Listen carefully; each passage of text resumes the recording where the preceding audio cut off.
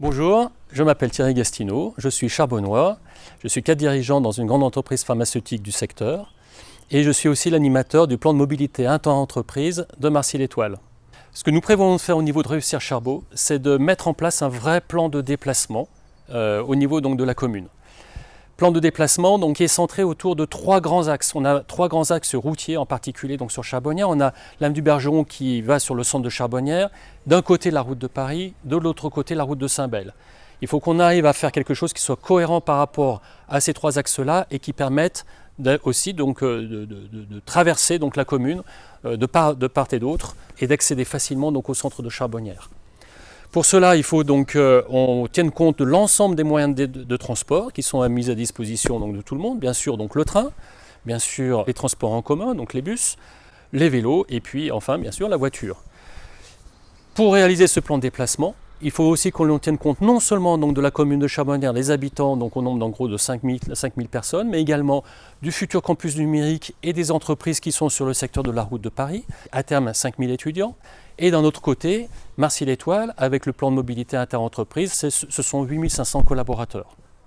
Alors, quelques exemples par rapport à ce plan de déplacement qu'on pourrait citer déjà, sur la base aussi d'un atelier que nous avons réalisé très récemment avec certains habitants volontaires donc, de la commune.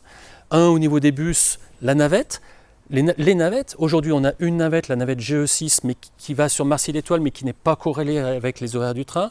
Nous n'avons pas de navette qui va de l'autre côté, donc côté route de Paris. Il existe aussi d'autres moyens de transport par navette, ce qu'on appelle le transport à la demande, qui est développé de façon expérimentale par le Citral. Au niveau donc, des voitures, il faut que l'on ait une vraie réflexion concernant les parkings au niveau donc, des gares de Charbonnières et puis donc, du lycée.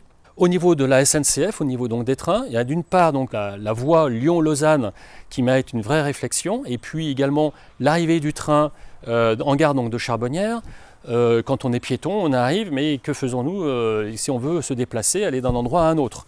Et probablement qu'il y a une réflexion à avoir d'un point de vue multimodal, par exemple par rapport au vélo et le dernier kilomètre.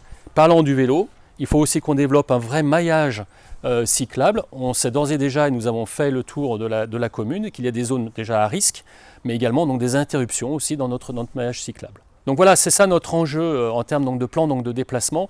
Pour réaliser ce plan de déplacement, on a besoin de vous, charbonnois, donc pour nous aider à construire, à développer de nouvelles idées, mais on a aussi besoin d'autres parties prenantes et on compte mettre autour de la table le Citral, le département, la SNCF, la métropole de Lyon bien sûr, et puis donc les entreprises, j'ai cité donc tout à l'heure le campus numérique, et puis également donc les entreprises de Marcy-l'Étoile.